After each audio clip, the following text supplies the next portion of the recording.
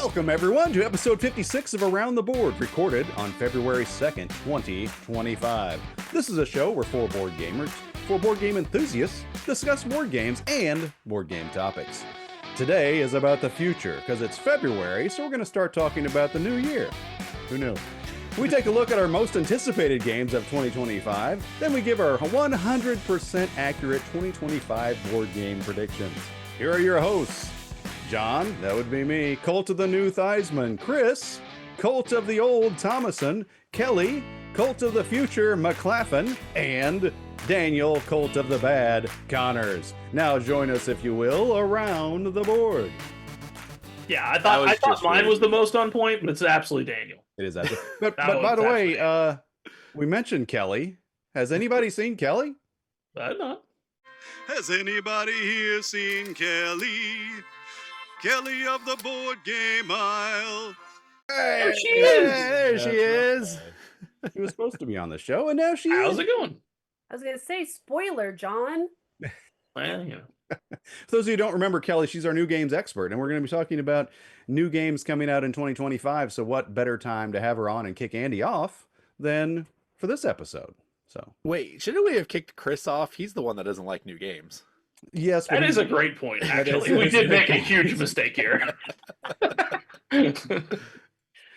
But speaking of those games, does anybody have any stories about how they came up with their lists? I'll tell you a little bit about mine real quick to just kind of kick it off.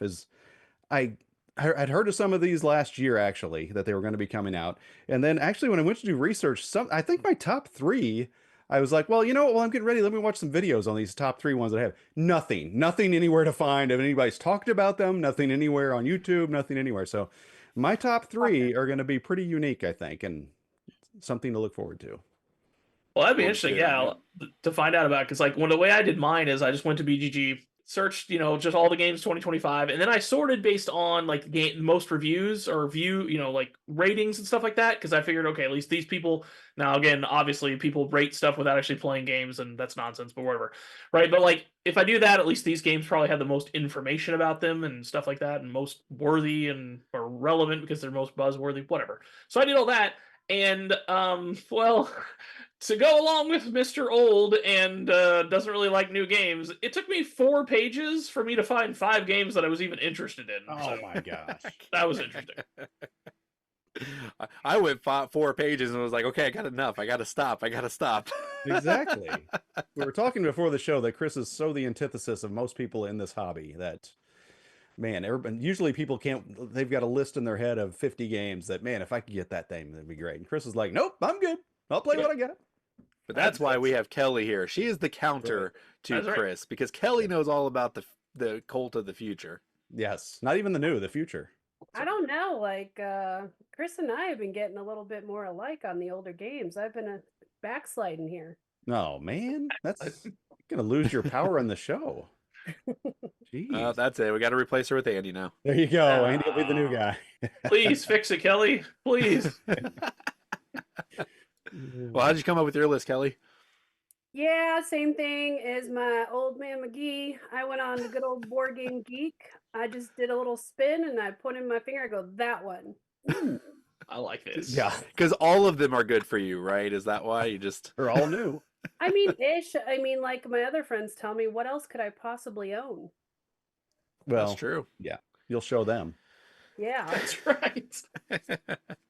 Well, I like to base mine off of previous designers and publishers. So, of course, I got a window shop first, right? That game has to look good, Chris. It has to look good. And if it doesn't look good, you just move on. And then once you get there, you got to look at all the designers and the publishers. And when they finally have a good reputation, like that's the one we're gonna follow.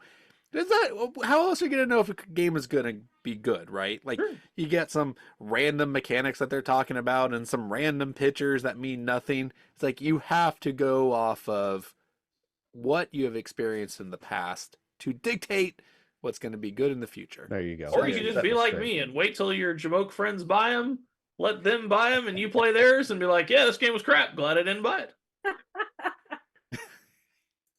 But Chris, if I did that, then who would buy the games? There'll be somebody. There's a sucker born every day, right? So that's fair. We do have one announcement to make here. That's before usually we Kelly. Get going with the show, though. For those of you who have been watching for a while, you may remember that we've talked about this before. FBC Game Con, baby, coming up in April. April 11th and 12th. If you're in the Kansas City area, we're located in Gardner, Kansas. There'll be a free, that's it, free 2-day board game convention, game giveaways, prizes, tournaments. Anything else you want to say about it, Daniel? Daniel's kind of our host of hosts with this thing.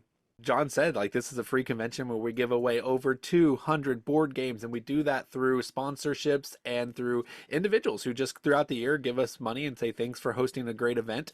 And then at the end, we kind of we team up with some board game companies and board game stores, and we provide a lot of games. So I have our first big announcement is we have our first sponsor as of yesterday, and that is Lucky Duck Games. Yeah, last year they approached me, which I felt just super honored that Scott Morris of Lucky Duck Game came to me and was like, hey, I just want to give you a bunch of stuff. And they did give us a bunch of stuff. And this time they are going to give us a bunch of more stuff. Over 24 games they're going to be giving to us, and one of the games is going to go into our auction for fundraising, and it's their newest game, Dark Quarter. It just it like fulfilled on Kickstarter like 2 or 3 years ago. It's been in production for a while, but this game is on so many lists of the most anticipated games of 2025, and it would have been on even more, but because it's been a couple years, some people were like, I'm tired of putting it on my list.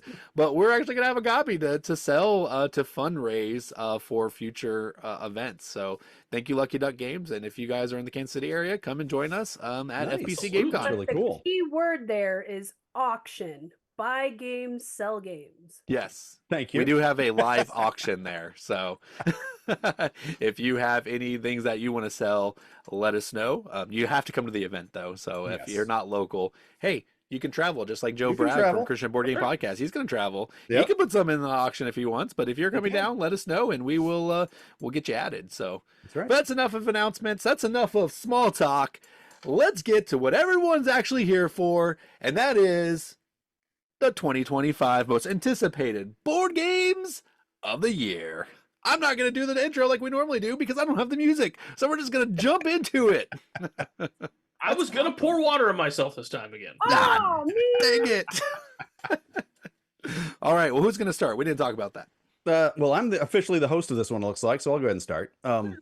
So our discussion, obviously we've already teased it, most anticipated games of 2025. So in this segment, we're going to talk about the games we're most excited about, obviously. That's what's coming out in this coming year. This year that we're in now, actually, because we're doing this so late. But we're going to go around and do our top 3 games. And if there's some more honorable mentions at the end, we'll go ahead and mention those as well. So this will be for me, my number 3 game anticipated coming out in 2025. So, and that game is, I'm waiting for my close-up from Randy. Give him his close-up. Prima donna. And that game, all right, it might be no surprise to any of you that my games are going to be pretty heavy on theme. And that's really what was driving my interest in these games, these top 3 games especially.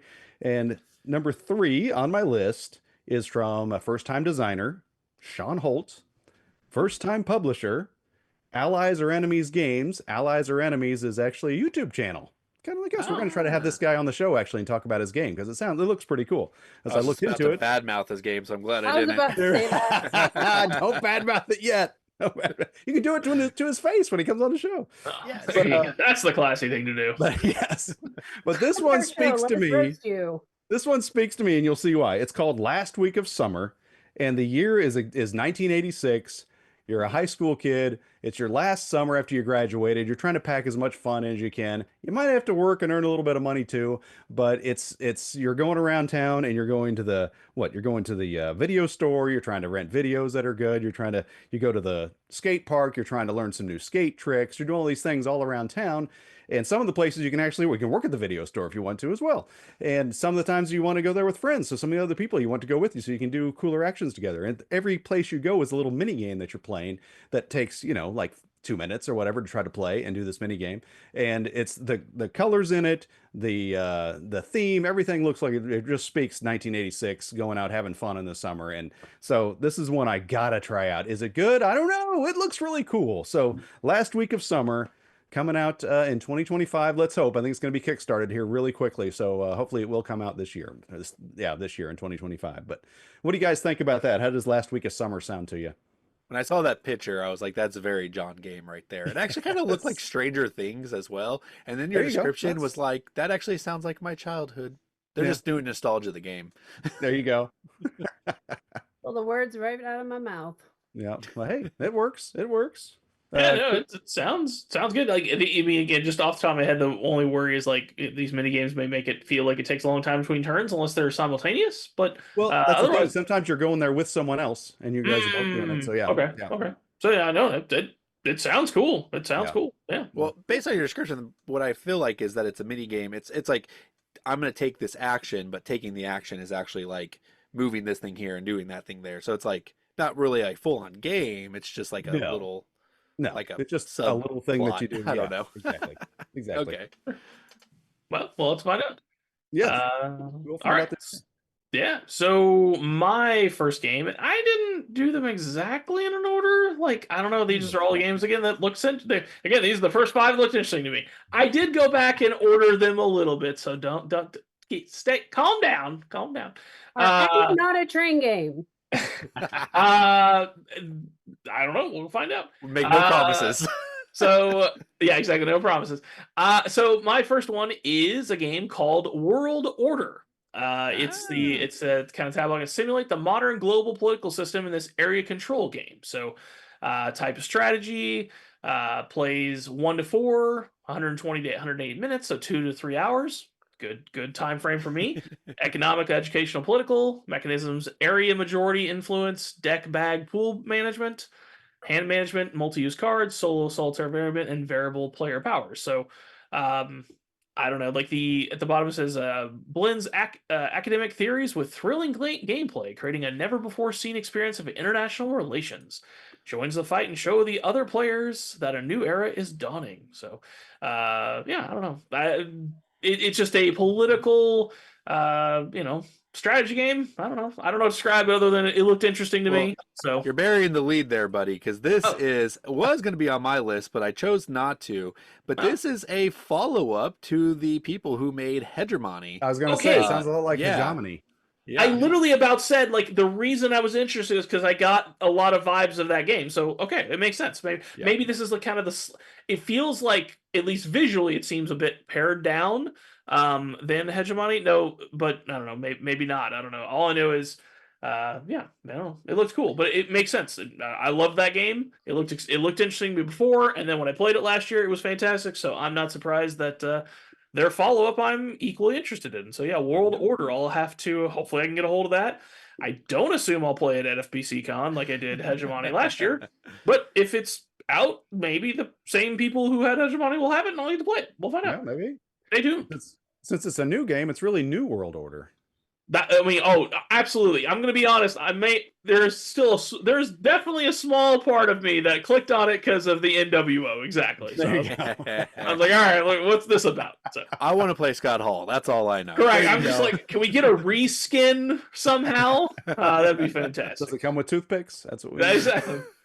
Oh no, it sounds a little bit antichristy to me. Well, yeah. So that there is the World Order, wrestling fans. dominance. You must all believe what we believe. That's fair. They probably didn't do it, especially based on the theme of the game. That game, it probably would have been better than New World Order, but for wrestling fans, it's just a wrestling faction that has nothing to do with the end times. But correct. Regardless. Though we do know if this game, the New World Order, is about the apocalypse, if it has raptors in it. Oh, because if it has raptors, then we know that this is a raptors game. Yes. That's right. That's right. Time to All flood right, the earth cool. again. All right, Kelly. What you got? What's number 3 on your list? Anticipating. Okay. I didn't have a clue this was coming out, so some of my the other games that Flat Out Games have made that I've just loved was like Point Salad. When this came out, this was one of my favorite games because it's so good because you can play it quickly with teach new gamers, and even seasoned gamers still love to play it as a little appetizer for the big game, and they also do Point City. So this one's called Point Galaxy. And what's interesting is, just like you expect, you got to collect your cards, set collection. You're trying to build patterns though, because your ships and whatnot have to be in a certain kind of order. You're trying to collect, create your solar systems with planets. And it's got that quick play, that satisfying, thinker, but it's over quick and you can get on to the next. And it's purple. That's really There it what it is. was. That purple jumped out at you. It's Purple Point Salad. Number Hey, one wait. purple game. Did Point Salad, didn't they want, like, overseas, didn't they retheme to Pokemon? Like, I know Splendor did, but Point Salad Yeah, did too, okay. right? I have it right over there. Oh, Yes. seriously? Wait, It's you like have the Pokemon point salad? There is, and it's not in English either, but it's still worth it. Oh, wow, really? that's cool. It's like all EVs, right? Yeah, all the EVs. That's awesome. EV All right. salad. Well, how is this going to be any different than the other ones then? I get rethemes. Like, I'm going to get a Pokemon one. That's great. That's awesome. But, like, why get, if you already have cities and salad, why get Galaxy? Is there any difference between them? Do they seem like Oh, it? definitely. Unfortunately, there's literally next to nothing online. I found Oh. one video that I think they premiered showing some of it, like at the Board Game Geek convention, and it was very hard to tell the whole concept. But you'll probably see in the pictures that should be loading here that it looked to me like just kind of a set collection. You got to get it in the right order. So probably depending upon Okay. how they come out, you got to get them. You can get stuck, and then there's little abilities you can get. So it looked pretty cool. At least I'll definitely be trying it. Maybe you're collecting a countdown. Maybe that's what it is. Hey, the final. Could be. Gosh, no, I meant like Hey, a all lot. right. I liked it. Daniel, what you got, buddy? All right. Well, mine I'm really excited about. I will say this was kind of again, I look at the covers and I go, oh, that one looks cool, and then I look into it. I would say this one almost didn't make the cut until I clicked on the designer's name, and this designer is the same designer who designed one of my favorite games of all time, Revolution. Oh. This is an Oh. old game from like 2010 or whatever. This guy's still apparently making games, and he's also made a couple other games that like Wisdom of Solomon, which is actually like a hidden gem of mine. Which then I also was like, oh, this guy must be a Christian. And I look up, and sure enough, he's an associate pastor of a church, and I'm like, this is so cool. So the name of the game is Citizens of the Spark, and it's going to be published by Thunderwork, which normally does the like cartographers and that whole line of games that they role player and all this stuff. But this is not in the role playing universe. This is finally something unique on its own. The art is beautiful, but you are playing different animals. Those are your citizens, and every time you collect an animal, it powers up the action you're going to take. So if you take the elephant has a certain power. And when you take the elephant, now you have two of them. Now you can do the action at power 2. And then there's also a follow mechanic as well. So if you take the elephant action, then everybody else at the table can also take an elephant action. But the catch is you are discarding these cards when you use them. So you're always balancing when you want to use them and when you want to build them up for a big move. But the weight on this was 2, like it's right now at 2, Okay. at a solid 2. So it looks like a really quick, easy to play, fun filler game. And if it has anything like those other 2 games I mentioned before, Revolution and Wisdom of Solomon, I think it's going to be pretty solid, and I'm excited to play it. So it went from like number 5 most anticipated to number 1. Wow. Wait, should we have done that in a different order? This is your number whatever. 1? Doesn't matter. This wasn't like a. Yeah, I didn't really think about that. I just went from best to worst, and I should have we're went from doing worst to countdowns. best. But Yeah. oh well. Yeah. I was excited to talk about I this was game. in best order. It's called Citizens Citizens of the Spark. Spark, and it's not a Transformers game. It is not. That's great. Okay, making So sure. honestly, pre-production, like we were talking about this, Daniel and I, and like I thought he, like in the conversation, I thought he said revolution, meaning revolution, but like, granted, we were actually at church and I had to get on stage to play bass. It doesn't matter. So I heard him and he was talking and I was like, wait, did he say revolution? Nah, I mean, maybe he did. Otherwise, I just kept moving on. So that's so it really is revolution. That's awesome because we were, we've talked about that game a lot, right? It's kind of like our hidden gem, so to speak, on the show.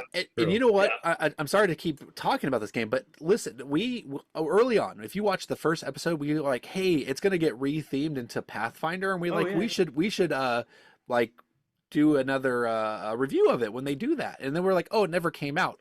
I looked on Amazon. It exists. Oh, really? What? Yeah. Pathfinder Revolution exists. It's on Amazon. Okay. So we're gonna have to I get might to be play it. picking that up. I know. Absolutely. I was really excited to see that. Definitely. Well, yeah, because there was that whole thing where they like pulled the Kickstarter or whatever, and that kind of stuff. There was a whole like development crisis. So that's awesome. It's out. We'll have to get it. Yeah. Yeah. So cool. Awesome. All right, on to our number 2s, baby. My number 2 anticipated game. Daniel already did his number 1, I guess, because he couldn't wait. But this is my number 2. And It's from Trangis Games, which I have never heard of, and uh, the designer is David Vaguero, who's done nothing that I've ever played. But this game looks really cool, and completely. Mine are all very thematic, but completely different. This one is called Pulitzer. I don't know if you guys looked into this one or not, but you're running your own newspaper in the 1970s, the turbulent 1970s, when there's so many big stories going on, and so you're sending out your team of reporters. Cool thing about it, it's almost like an area majority thing. It sounds like you're sending your team of reporters out, but you have your ace reporters, and you have your little interns, but people just know you're sending reporters out. They don't know which one it is, and so you send them out there. You might have, somebody might have 2 reporters out there. You don't really care about that story, but you send one out, might just be your intern. They don't know what it is. They're, oh, I better put out my ace. You put somebody out there, I better, because then you reveal them afterwards after everybody sets it out, and then you just try to gather news stories. And your reporters can also embed themselves, it sounds like, and try to get really meaty into the story without, actually reporting back yet. And so it sounds really cool. And so you're trying to report on these different stories. You try to qualify for the Pulitzer Prize. So it sounds like one of those games where whoever did the least this, that, or the other, you're out. You can't win the game. One of those kind of things. So yeah, you qualify for the Pulitzer, and then you see who wins the Pulitzer, and that's who wins the game. It just looks really cool, sounds really cool, and worker placement type game, and also the era majority type thing really appeals to me. So Pulitzer sounds really good. What do you guys think? I'm just curious. Are you Yes. okay with 2025? Because now this is your second game. First one was in what, the 80s? Now we're in the Yes, I'm 70s. moving further Are you back. trying to find your youth? Wait till you see my winner. So what I actually want the follow up to this called the Spiel instead of the Pulitzer, and you're actually trying to make the worst game. There you go. Nice. Or try to make the best game of 4 years ago. That's also true. So yeah, John, I saw the list and I was like, I'm not really interested. There's been a lot of games like this, Print to Fit, Gutenberg. I was like, I don't know if I need another one of these games. But I love the mechanic of if you do not match a certain threshold, you're automatically out. I love that threshold. I want to see that in a lot more games because it makes every scoring opportunity even more impactful. So I'll play that one now that you said that. So and I'm really interested. I don't know if it's like some kind of a bell curve, like if everybody's doing really well, it's something like you have to up your game, or if it's just like a certain bar everybody has to hit. I don't know. It'd be interesting to find out. Definitely intrigued. Yeah. Yep. Or just having the least, kind of like in Brian Baru or whatever with the Viking tokens or whatever. Yeah, something like that, or exactly. But either way, having those mechanics definitely ratchets up the tension because now you have to care about everything. You can't just not care. You can't just do your one thing. So that's always good. The other thing about it, I don't know if it doesn't say in any of the descriptions. I don't know if they actually have real stories like Watergate or something like that going on, or if it's just simulated stories. But it takes place in the 70s for a reason, I assume. But I guess because there was newspapers in the 70s, maybe that's why. True. Papers were still relevant back then. Yes. All right. So Chris, what you got? Yeah. So my first game, I did start from first to last or whatever, kind of like Daniel. So whatever. But anyway, so my second game, you're going to be like, oh my gosh, it's the same game, just historical. I'm going to go with Coalitions, which is the control of European power and manipulate others to benefit yourself. It kind of has a very small dudes on a map feel, but it's a very, very light dudes on the map. It is considered a strategy war game. It's about area influence. It seems like there's a lot of actual, it feels like from the things I've read and everything like that, I got a diplomacy vibe that's a lighter diplomacy. So in the same way, World Order had a 3.5 complexity rating or a weight rating, right? Which makes sense because they made hegemony or however you pronounce that game. This one's only 2.56 and it plays in 60 to 240, so 1 to 4 hours. So it could go long, I guess. But since it being lighter and things like that, it also has a campaign element, so the replayability and all that kind of stuff. So all those things check all the box to me. The art is appealing to me. I'm not sure about everybody, but I appreciate the art, so to speak. So it seems interesting. Got hand management going on, part of it. Negotiation, stuff like that, and variable player powers because you're the different countries, and it actually plays 1 to 6, so it actually can play a larger player count, which is pretty cool. So What's the play time? Do you have any idea of that? That's why I said it's 60 to 240, so it's 1 to 4 hours. There's your 6 player. Yep. Yeah, I assume that's 6 player. I assume the 60 is 1 player, right? Yeah. But And who knows what it's, as we always talk about, it's like, well, what's the one player game? Is it really anything even like the multiplayer game, right? So who knows, but it does have it there, which is a requirement these days, it seems. So Seems. yeah, coalitions. Oh, Yeah, one thing I was going to say is it spoke to me because of the historical aspects, and there's a YouTube channel I watch that talks about like miniature gaming and stuff like that, and he refers to him as Uncle Andy, but he always talks about, he's like, yeah, so I got into miniature gaming because I was turning 40. It's what you do when you turn 40. You somehow you're forced to start caring about historical games. Yes. And I turned 40 this year, so There you go. I guess he's right. I just Yeah, can't wait this to was see on my what short on this list. game. I did drop it because I thought Chris might pick it. So hey, I predicted right there. There you go. But I like that the time frame is a lot less than I thought it would be. So that Sure. actually means it could actually get to the table. So Yeah, so yeah, maybe that 4 to 5 player count, or 3 to even 5, maybe Probably 3. maybe 3 to 4 you can get in 2 or 3 3. hours. Like that's good. So, that's yeah. good. All right, What Kelly. you What got, do you got? Kelly? All right. So the one that I have is called Diatoms. And I Oh. was actually able to get to try this out. It was a Kickstarter, so it's not quite out yet. It's got a lot of pattern building, tile placement, and what's kind of interesting is you start out, everybody has their own little like pentagon type tiles, and you lay them down, and then you put this little oh, I can't remember what it's called. It's like a little glass thing, and whatever algae you see in different colors are the pieces you get. And then it has this really round, complicated board of all the different patterns you can put this in to collect points. And the one he had, and I don't know if it'll be like this at retail, but his was beautiful. It was sparkly. It was just like the foil colors. Like it was just unbelievable. It comes in petri dishes because the theme is it's algae. But it was very interesting to play. Very thinky too. That's cool. Where'd you Yeah. get to play it at? Ken's house actually. Oh, so Adam, he's a FBC regular. Mm-hmm. this is his game? Yeah, Oh, you were I there and you missed it. I didn't know he had a publisher for it.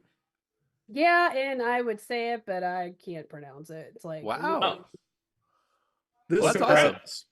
This reminds me of another game that you talked me into playing called Millie Fiore, where it was no, no, not that it's the same game, but that it's all just abstract. This is what you do. There's no theme, yeah. and there you have. Yeah, so, but that game was actually surprisingly good. So maybe this one will be too. Right. Yeah, not everything has to have a theme, John. Come No, on. but it helps. And it's allergy growing. That's fun. Oh yeah. I'm sure the little magnifying glass they have That's what accurately represents how algae grows because it's like It probably does. asymmetric growth. I don't know. I'm just making Prettiest things algae I've ever seen. I'm in. up. All right. Well, speaking of pretty games, you know that I found a pretty game. And this one, I was like, oh, this cover just looks pretty. And then I was like, okay, well, who's the designer and publisher? And it says it right there on the cover, and I missed it. And it's Stonemaier Games. And I was shocked that this is not on Kelly's list. And not only is this Stonemaier Games, but this is actually designed by Jamie Stegmaier. Stonemaier Games has good games. Probably one of the best in the industry. You may not like all their games, that's fine, but there's no doubt that they have an impact. And every game that Jamie makes is their top games, other than Wingspan. Wingspan's like their top game, but all the other ones, like the ones you don't like as much, probably not Jamie. But regardless, he's making this game. And why this one made my list after I looked into it, because again, I'm not like a Stonemaier fanboy, is that this is an open world exploration game that is not a campaign game. So there's very little to know about it right now. So I tried to dig as much as I could. I couldn't find a lot, but it's like, it gave me the vibe of like exploring the lands when you're playing Zelda Tears of the Kingdom or something like that. Except for it is different every time you explore it. So, and it's a cooperative game, which is fine for me, but it's, you are, actually, when you were looking into it, did you get the name of the game? did I not say it yet? No, you didn't. Oh man, it's Vantage. It's called Vantage. Oh, okay. You guys should have stopped me Have sooner. you done this before, Daniel? I thought you were really building up the hype. I'm like, No, I just forgot name? to. Sorry. I mean, I'll have a picture up earlier so that at least the visual Yes. people could see it. Sure. But yeah, no, Vantage looks beautiful. It's about exploring the world. I initially was like, I don't know if I want this because Seven Continent was kind of that was the premise of Seven Continent. Gotcha. But they said there's nothing like tying you down to like follow in a certain path. So I think every move you make is going to be important and inventful, and it just seems like a really exciting game that I would like to experience. So yeah, Vantage. Sorry that I did not say it sooner. Advantage, Daniel. Yeah. Vantage. How did you miss this, Kelly? You are a Stonemeyer fangirl. Not You only know that, she's what? a champion. I wait for the email. He tells me what it is. I roll on in on the date he says I'm a champion. Then I get it 2 days later. I don't need to know ahead of time. It's an automatic. Okay, that's well, when fair. it comes, well, let me know when you get the email on this one because I might take you Yeah. up on your pre-ordering status that you have there. Just step on my champion coat and we'll get you there. Gotcha. All right. Right. Time for number 1 on my list, baby. And I didn't even notice this until Kelly had mentioned it. Well, you're going back in time. Wait till you see this one.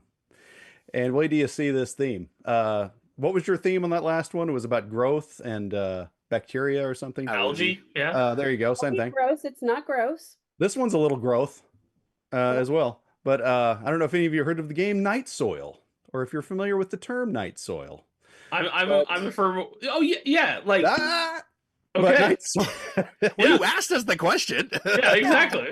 But don't spoil it. From Grail Games, designer by John Moffat, and your Night Soil was a polite term that they had in Tudor England. So we're going back even further, Kelly, where at the end of the day, you would empty your commodes out into the streets of London, and that night soil would have to be cleaned. And so what you're doing is you're competing with other players to hire night soil workers and to clean up the night soil out of Tudor London. And so it's represented by different cubes, Chris. You're moving cubes up and down the narrow streets of London. Funny thing is, if you hire too many people, you're kind of exacerbating the problem because people are the problem with creating night soil. So there's a lot of management. It's actually an economic game running a business is what it sounds like, but the theme is night soil, and that just piqued my interest. I'm like, you've got to be kidding me. This is what they came up with. Like, we got to make a game out of this. I got to try it just because they had the guts to make it. And so night soil, and I was thinking this could be a whole new what do they call it? Not NSFW, but SFW way to say things like, will you get your night soil off my desk? You're full of night soil. I mean, I'm very interested in this. I hope they use the correct term for the workers, which is known as a gong farmer. I know this from Dungeon Crawl Classics, as that is actually one of the classes or one of the professions you can have for your Jamoke, and they start with a bag of night soil. I could not be more disgusted right now. Matter of fact, I want to get a wellness check on John's stat because something's wrong here. Oh. The I love it. Everything in this game looks amazing too. It looks realistic. So there we go. You got Sounds like a stinker to me. Well done. John, I wasn't going to peg you for a night soil kind of guy.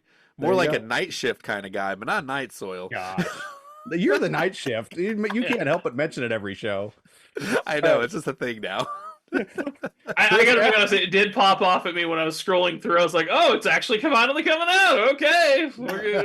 That's interesting. So you mean Night Chris, Shift is not on anyone's anticipated game of the year? No. Okay, good. But Chris, after you're done playing Night Soil, what are you going to play? What do you got?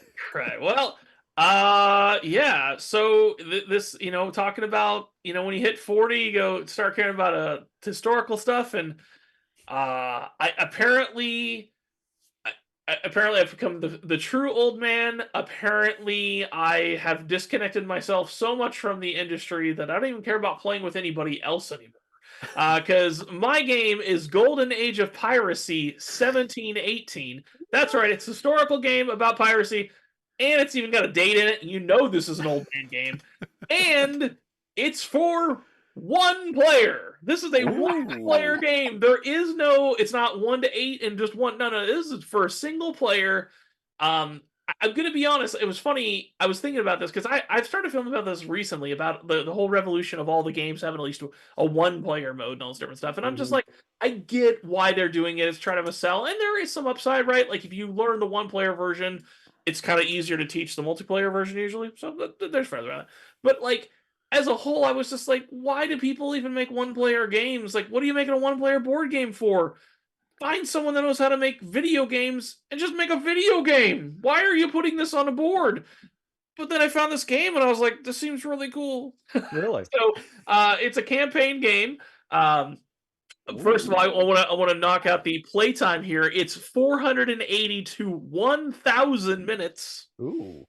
Let's go. Yeah.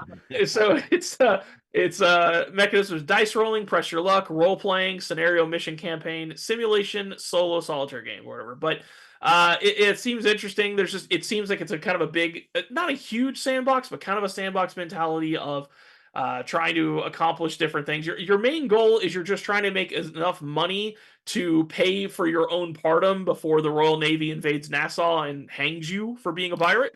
So I appreciate that idea. So yeah, you're going around either doing all kinds of nefarious things as a pirate or just being more of a privateer, a smuggler, and stuff like that. So but yeah, so it's a campaign-based single-player game of Age of Sail being a pirate in the Caribbean in 1718. I was like, that sounds awesome, and I was like, it'll be pretty funny for me to pick a single-player game. Yes, it's very funny. This is where I'm at, people. I'm gonna buy this for you, Chris. That's awesome. That's awesome.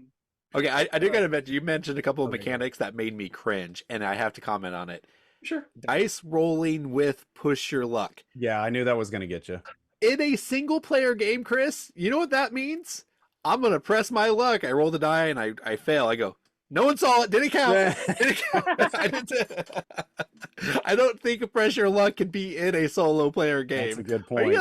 It's like I'm 500 hours in, and if I make this roll, I can continue. If I fail, I lose. Yeah. Well, no one saw that one. Yeah.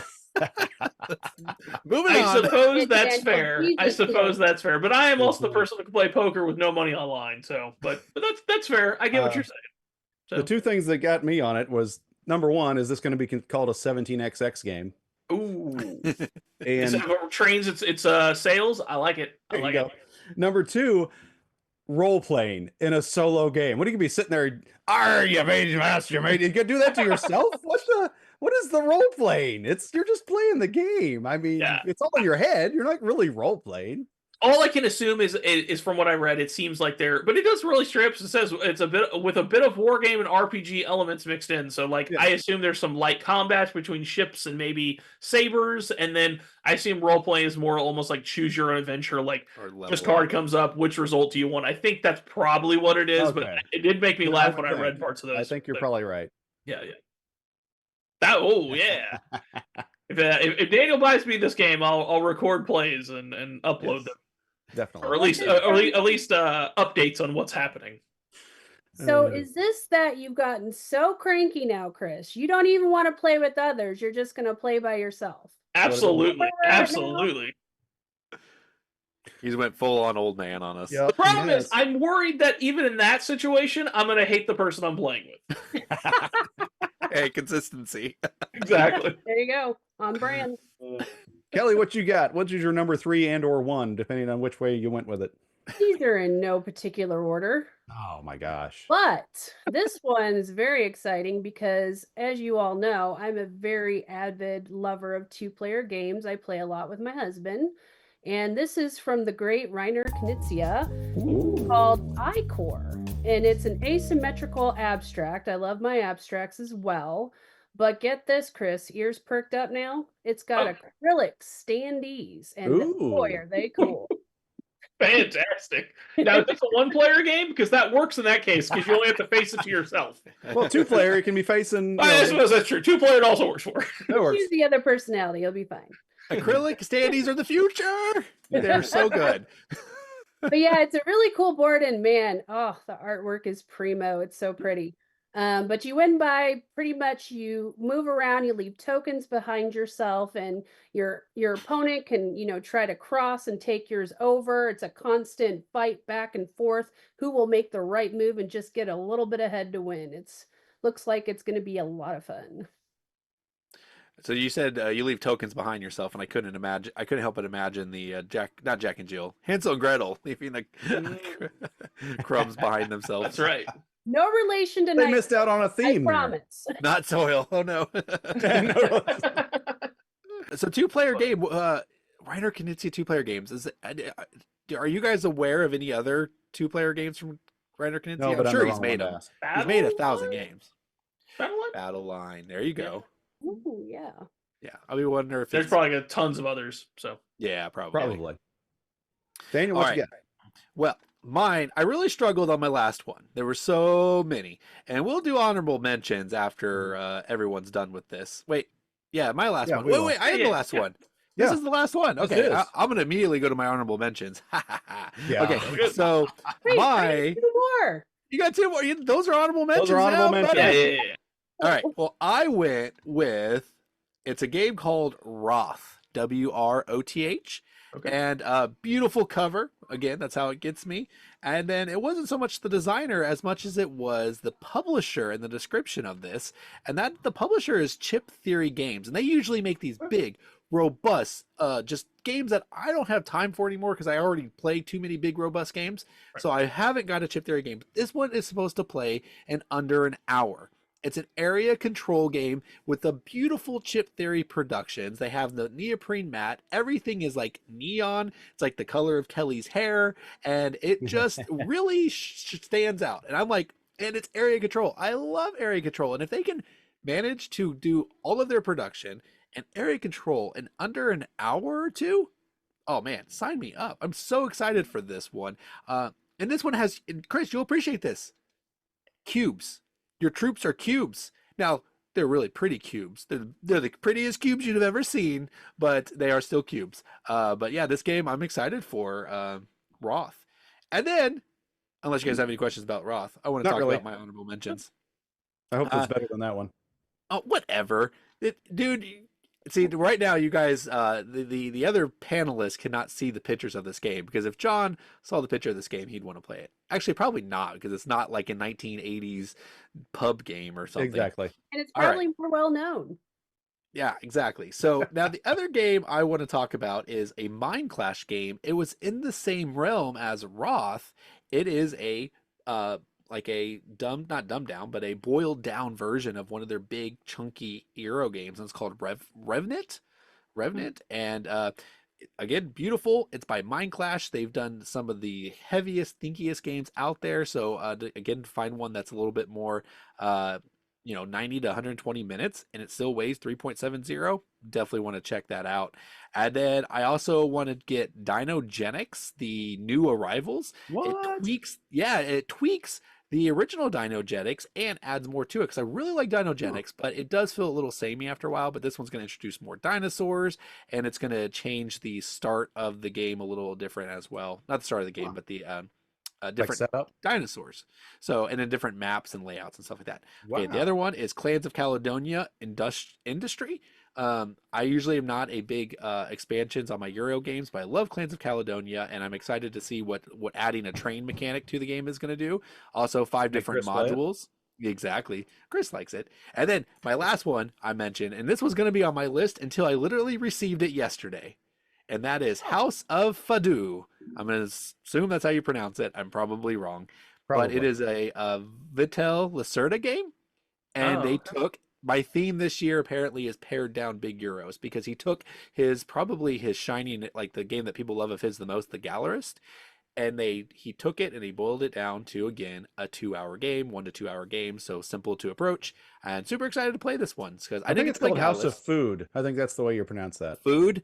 Yes. Okay. I don't know how to pronounce it, but it's about to be like a restaurant that plays music that is sad and makes you kind of like emo and goth in the 1800s. Is that what it is? Yeah. So anyways, there's my rapid fire number 3 and my follow-ups. So there you go. Honorable mentions. That's right. Yes. I hijacked Right. it. Wow. John, you could do your honorable mentions. That Dinogenics one. Yeah, I guess I didn't realize enough people played Dinogenics for them to come out with an expansion for it. I don't know. Yeah, the people who like it really. This is their second expansion. Okay, Second expansion. cool. That's awesome. Yeah. No, I'm We excited waited a about it. long time. Well, yeah, because it's not big enough. Like, because you're right, John. Like, not a lot of people know about it, but I think the people who really like it, and I don't know if the company does much more than Dinogenics as well. I think they're a small Gotcha. company, so you do got to wait for things to come out. Yeah, makes sense. Cool. All right, my honorable mentions. Done my top 3 already, and my honorable mentions are both by first-time designers. So go figure. But The first one is going to be, which I'm waiting for my close up. Did Randy go to sleep? Well, these honorable mentions, you don't get a close up on Oh, honorable yeah, mentions. you do. You get close ups for honorable mentions. All right, give him a close up. What a ham. He sent it around. Randy went to the bathroom for a while. Now he's back. There we go. Thanks, Randy. All right. First one is called Coming of Age, which it's a dice management game with a theme of growing up through adolescence and becoming an adult. I love those kind of themes in a game. This is another thing that I just love. And so it's kind of you form memories, you make friends, you may even fall in love. You never know. It's a little bit like CV, like Pursuit of Happiness, but this one might be the perfect combination of those two because it looks like it has enough of the fun of CV with a little less clunkiness, but more of the real life kind of experiences of Pursuit of Happiness. So mix that together. I think Coming of Age might be the perfect of these type of games, but I'm not 100% confident in it. That's why it's my honorable mention, but it looks amazing. And my other one. You wanted to play that game, John, because you'll get to experience everything you didn't. Friends, yes, love. That's why. Okay. Yes, exactly. I can finally have the perfect life. And if I can't, maybe the guy that I create in the game can. But anyway, so my last one is by a designer maybe you've heard of, but not as a designer, a Miss Candace Harris from Board Game Geek, from a little show called The Quad. Oh, and okay. She has a game coming out this year called Rivals of Rock, which has a lot of similarities, I got to say, to Rock Hard 1977. Which has got to be, and I've heard nothing but good things about Candace Harris, and I'm sure this was a complete coincidence, but it's unfortunate because it looks like a really cool game, and it's set in contemporary times, and it's your whole band, like you're getting your band together, and you're creating a style it looks like, and you're trying to with different audiences, you're trying to pick what your set list is going to be and how it's going to affect them and how it's going to do for you and get famous, and so it looks like it's really cool. It's probably a passion play of hers that she's had going for years. That's coming out 1 year after Rock Hard 1977. Go figure, because it looks like a lot of the mechanics are pretty similar. The art is pretty similar because it's rock. What are you gonna draw? And so but it looks really cool, and I'm definitely gonna give it a try. But maybe she'll come on the show and talk about it. What do you think? You think there's a chance? Maybe. We'll reach out to her. But that is Rivals of Rock games. looks pretty good. What's that? That is 4 games that are exploring your 70s and 80s youth. I think you might be having a midlife. Okay. Oh, sure. Okay. I think you're having a midlife crisis. I think you should look at yourself in the mirror and figure out what these games actually mean to you, what it's saying. I'm good enough. I'm smart enough, and doggone it, people like me. Absolutely. Are you What do you sure? Thank you, Stuart. I appreciate that. All right. So yeah, I got my 2 honorable mentions, and again, who would I be if I don't have a train game, right? God. Yeah. Here we go.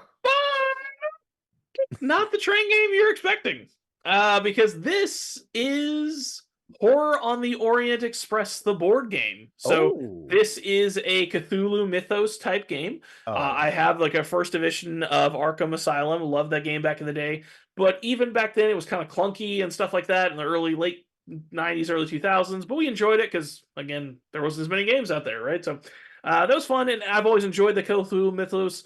I've never dove too much into it, but I just loved the idea kind of. And then the games kind of got better as time went on. Fantasy Flight Continuum, they made Elder Sign, and they continue, kind of ramping up, and they were all really great for what they did. They were good. But I'm excited about this one because this one is actually named by Fantasy Flight. This is actually made by Chaosium, who is the ones who make the Call of Cthulhu role-playing game. So I'm hoping the bar will be set even higher. Now, Fantasy Flight has an awesome production value, sure, but the production value on this game looks pretty high, and again, I'm hoping that them being Chaosium being the ones that actually put the game together, I hope it just takes it to the next level, because Chaosium is known for their Call of Cthulhu role-playing game. I've always wanted to play. I never have. I'm hoping to get some games of it played in. In fact, I will be very angry if I go to North Texas RPG Con and I don't get a couple of games of Call of Cthulhu in. So for those of you out there that are also into roleplay that are going to be at North Texas RPG Con, let me know. Say hi. Look up Chris. There you go. Be in June. Might as well say this for fun. For the random people that are actually watching that are going to go to it or want to, you probably should soon, because they're going to run out of tickets. Start at 415 out of 500. So whatever. But yeah, so it's your standard, cooperative game, deduction. There's a campaign. It's story. Kind of choose your own adventure. Do we want to go there? Do we want to go looking for clues? It seems to be all kind of the standard Arkham Cthulhu things, but it's made by Chaosium this time. Again, I don't know. We'll just and the Horror on the Orient is a classic module of theirs, so I don't know. I'm looking forward to it. I think it could be cool. I would love to get it played. We'll see. Maybe I'll get it. Maybe someone will have it in North Texas. This was on my Maybe short list, Chris. I was excited, and I'm excited to find out that it's made by the role playing people too. Yeah. I do got to mention, when I was a teenager, I had a friend who every week he was like, "Guys, I have a new role playing game to play," and he did this for a while, and we finally got tired of it. But there was one session I missed, and it was the Call of Cthulhu one, and it's the one I wanted to play the most. So I always think of Call of Cthulhu as the game that got away. That's So, right. so maybe this will help fill that gap for me. Chris, was there some Batman Cthulhu game that you played called Arkham Asylum? Because that's what you mentioned. Oh, did I say Arkham Horror? Oh, my bad. That's funny. Yeah, no, Arkham Asylum. You had me Horror. interested for a while. It's actually right here. It's just out of frame, right here. That's a good point. Good catch. Good catch. Thank you. What you got, Kelly? What were your honorable mentions? Oh, actually, I'm sorry, I missed the other one. The other one, the one that I finally was like, hey, I'm actually have some interest in this. It took me 4 pages to find and get 5 games I have some interest in. The last one is Pride of Ninja. This game jumped off of the page of me because it's about ninjas. There you go. And it's a card game. There's closed drafting, hand management, set collection. Hello. Hello. And simultaneous action selection. So I don't know. There's like a million card games out there. We all know that, right? It's not trick taking, so those could be decent, but whatever. It's just a standard card game. 3 to 5 players, plays in 30 to 45 minutes. It's about ninjas. Uno with Sounds ninjas. good. Gotcha. Yeah. That was good. Hey, he said draft. Asian game. Yeah, and draft, exactly, draft. just- And actually, in truth, there is this like interesting mechanic where some cards you play in the front row and some you play in the back row, and that makes a difference in how they activate and stuff. So I mean, Okay. I really pared down my thoughts on it, but it actually does seem like a halfway interesting game. Right. So, yeah. Are you done now? I am. I'm officially done. Thanks. I apologize. So, I would not be called Kelly the asterisk McLaughlin if Whoa. I didn't break the rules and go, these aren't my honorable mentions. This is the rest of my list. Yes. So, going with the rest of my list is Rise of Babel. Now, this game looks so cool and so complicated, but it actually is quite easy. It's got deck building, it's got tile placement, multi-use cards. Essentially, you have these elephants that are transporting your resources. You're trying to get your tiles to build the Tower of Babel, and you have to get certain patterns in a certain way to gain those big O points. And then you can spend your gold to upgrade cards. Your player board is very interesting because you have all these little abilities you can do. I mean, there's just so much you could do with this game, and it just looks cool, and I like the theme. Yeah, that's the guy that same people who made the Flood, and I also thought it was really interesting that when they were advertising this in the Christian Board Game Podcast Facebook page, a lot of people got really angry because they were like, "Why are you going to make a game about making the Tower of Babel? God wasn't happy with that." And it's like, well, yeah, but you can still be like taught things through it, right? Like, and that was their point too. Like, if it was like this. Yeah, and if it was like a non-Christian, I could kind of see maybe being like, that's kind of a weird topic for you, but it was a Christian, so like this person's like, I want to share the story that's in the Bible and help spread that story around. So, well, kind of people were mad about weird. building an ark too, so don't worry about it. People are just going to be mad. That's true. I think you could totally play it and not make the connection or make the connection. It's kind of, just looks like a good game. That's right. Did you have a second one? Oh yeah. Now this is Go for it. Finale right here. Now you talked about Stonemaier earlier, and see, Daniel, the problem with you is you went way too far in the future. You got to stick with the hotness, the now. Oh, okay. And this is the right now because I just got it yesterday. Is Finspan, and it is the cousin to Wingspan and Wormspan. Are they kissing cousins? Yeah, they're kissing cousins. And let me tell you, there's nothing fishy about this one. It's a winner. Absolute winner. It's got, the similarities. Yes, you get your cards, you pay a thing, you get to place them. You can still activate rows. But where this is really interesting is you play with the eggs that can turn into the little fishes, and then you can make schools of fishes. And it's a very interesting mechanic of really getting some big old points. And I played it and my husband played it and we really liked it. We were ready to play it again. So I definitely feel it's something you can own with your other two and still feel like you're getting a different experience. And once again, the fishies look cool. You get to learn about all the fishies. Since you've already played it, where does this rank in the three of them with you? I would have to say right now it might even be number one. It's hard to say because I really enjoyed Wormspan. Do you think Chris would like this? I think Chris is going to go in just with a bad taste in his mouth. You know, I don't think he can change. Can't change. I mean, that's on brand. But I mean, I'll give it a go. It's just, yeah, like If it helps, you know, our mutual friend John Shan, he played it with me too, and he said really? he was surprised he liked it. Okay. I mean, Yeah, it does help. Yeah, in full disclosure about these games, like I have no problem with light games. Like I don't, but like it's true. I'm good with them, but it's just I don't know. It just feels like something's missing from Wingspan, from Earth. Like I don't know. It just feels like I just feels like something's missing always. So maybe Fish Span or Fin Span as a that wasn't pejorative. I just messed up the name.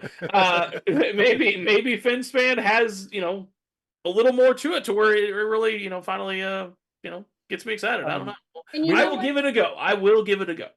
You might like this one thing, because if I recall, one of your issues was the way the cards were kind of hard to come by, or you felt stuck. One thing I should mention that's interesting in Finspan is when you discard your cards, you have your own personal discard. So what can happen is one of the mechanics in the game is you can actually pull cards back from the discard. So that's kind of something interesting, because you might have had to discard something, but hey, you can get it back. Because I know sometimes it's painful what you got to get rid of, because you're like, I want to do that. I want to do that. But this is a second. Do they call it going fishing when you have to get something out of the discard pile? There you go. No. They don't? No. Do you have a great white so shark? I could have made fun of them. Fish. So as a Magic player, I definitely love the idea of like discarding and it being a boon, and also manipulating your graveyard or discard pile. However, Daniel hit it on the nose here. They missed it hugely. There should be a giant pile of a fish out in the middle that you don't want, and you just play Go Fish. That's right. Absolutely. One thing about this, we never really talked about Wormspan when it came out. We made fun of it, but we never talked about it as a game. To me, I think this one, Wormspan, made me appreciate Wingspan. For me, I thought it made me see how smooth Wingspan is, because I thought it was clunky as all get out. But this actually looks like it could, I was good to hear you say you might be the best one of the bunch. That's what I was thinking when I saw it. But I will say too, it's a table hog. It's got okay, boards, and I will say that is probably the biggest. Wormspan. Yeah, that's a big problem. Is you really got to have a right kind of table. You're like climbing all over each other. Yeah. So it's Twister. That's interesting. Yeah, I don't know how that coincides, but okay. You just said you're climbing over each other. Yeah. Well, that's our games we're looking forward to in 2025. Let us know in the comments what you think about that. Is there some games out there that you're looking forward to? Or you like Chris, where you couldn't care less what games come out? You're going to play the same ones you've got over and over. Maybe that's you too. But either way, let us know in the comments, and always remember to like and subscribe. All right, so we are going on 3 years of Around the Board. And one of the traditions we have done that has been enjoyable for us to do is predictions. But I know I love board game predictions, and I love listening to people who are in the industry who really know what's going on, come up with predictions and see if they're actually right. And then they usually get 2 of them right, and that's kind of exciting. But guys, us four, we're experts. We know things that other people possibly could never know. And once a year, you guys get to see some insight that is just shared with our humble viewers. So prepare yourself, because we're going to tell you what's going to happen in the year 2025. In the year 2025, in the year 2025. It will be discovered that Rodney Smith from Watch It Played retired 3 years ago, and he was replaced by a learn-to-play AI. This will come to light when the AI prediction model goes on the fritz, and Rodney attempts to teach Bridge Span. In the year 2025.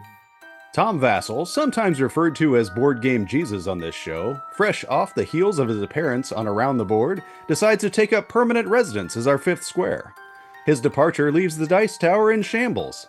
The on-camera personalities of the one-time industry giant will ironically begin to refer to Tom as Board Game Judas.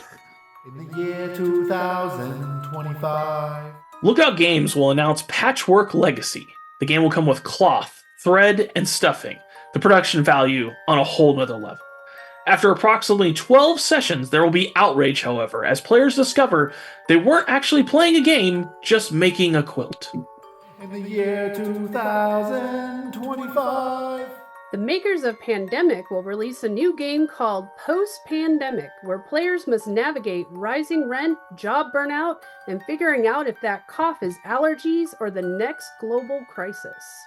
In the year 2025.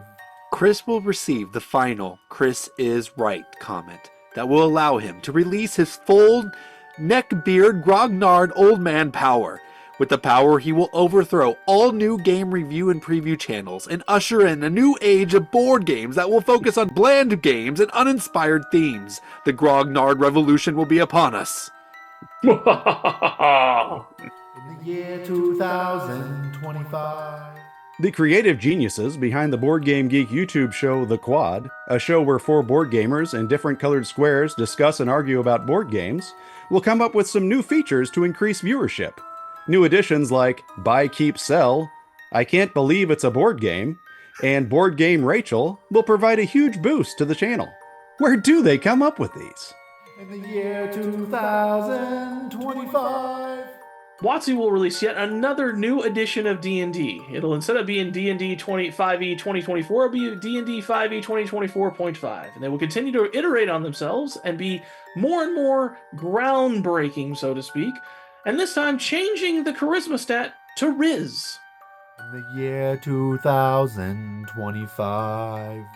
After hearing Chris Thomason's brutal Wingspan review, Stonemeyer takes a personal challenge and finally releases 18XX Span, a heavy stock-driven train game where players manipulate bird economies and bid on a lucrative migration routes. With a 6-hour playtime and a rulebook thicker than Twilight Imperium, it finally delivers the crunchy, unforgiving gameplay Chris craves, while still forcing him to deal with birds. In the year 2025. President Donald Trump will sign an executive order that declared all board games will no longer be called by their foreign language name, but they will use their English names. Uno will be called One, Azul will be called Blue, 51st State will be called Canada, and Le Havre will be called Tariffs Are Great. In the year 2025. Lorenzo Silva, one half of the famous design team Hatch and Silva, creators of many best-selling games, including last year's The Great Split, will announce that he is severing ties with his longtime collaborator.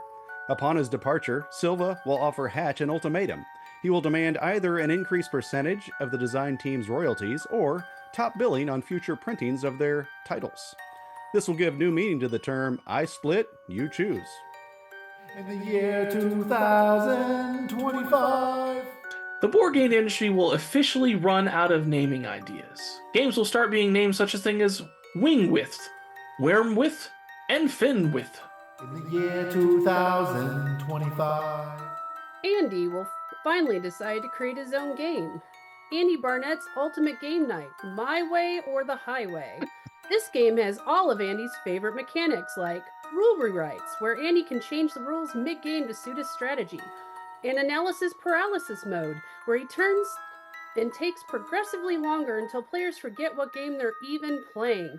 New event cards include Let's Just Play My Game Instead, forcing everyone to abandon their picks, an endless negotiation clause where Andy debates game mechanics until the group gives up and agrees just to move on. In the year 2025. After the success of FinSpan, other companies will follow suit and create games based on games in their catalog. CMON will announce a new line of games in the Blood Rage universe called Sweat Rage, Saliva Rage, and Urine Rage. In the year 2025. In the year 2025. All right, well, there you go. Those are our 2025 predictions. Just so you know, we've gotten every one right in the past. Do you have your board game currencies? That was a prediction that happened in 2024. Go watch it. But yeah, so let us know what your predictions are. Your 100% accurate, totally true, gonna happen predictions. And yeah, let us know what they are in the comments below. But that's it, guys. That's the show for today. Kelly, we want to thank you again for showing up. You've been bailing Andy out of all of his binds. You might see Kelly a little bit more often as well. We like having her on, and we like her insight into games. So you guys will buckle up. She'll be around a lot more. So that's all we have for today. So thanks. Wait, what are you doing, John? You're pointing. See you at next me. time. No, thanks to all the wonderful viewers out there. Remember to tap those like and subscribe buttons. Also, be sure to follow us on our Facebook group, Around the Board. Like and subscribe on our YouTube channel and our podcast. Send us an email at mail@aroundtheboard.com or... that's it. Till next time, we'll see you around the board. This is another game about poop. Primordial What is it? soup. Primordial soup. That's not You even go that. around and you eat people's poop. You do not. Yeah, Do you really? sure do. Chris is muted. What is he doing? Are you throwing something? He always throws cards. Those Oh. cards. Once it blew up. Man, Scam. I thought I was going to use this on one of Chris's games, and then it sounded good, so I never had to use Even it. the piracy game? Ring. Yeah, that was the one. I was Yeah, like, you gotta be careful oh, there. wait a minute. It says O ring.